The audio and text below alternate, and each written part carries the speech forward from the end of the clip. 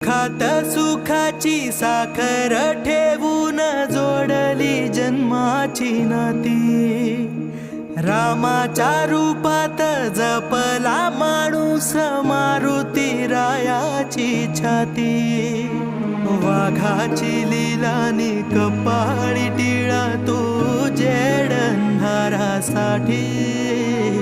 भनक भीतीची नवती भवती आभाळ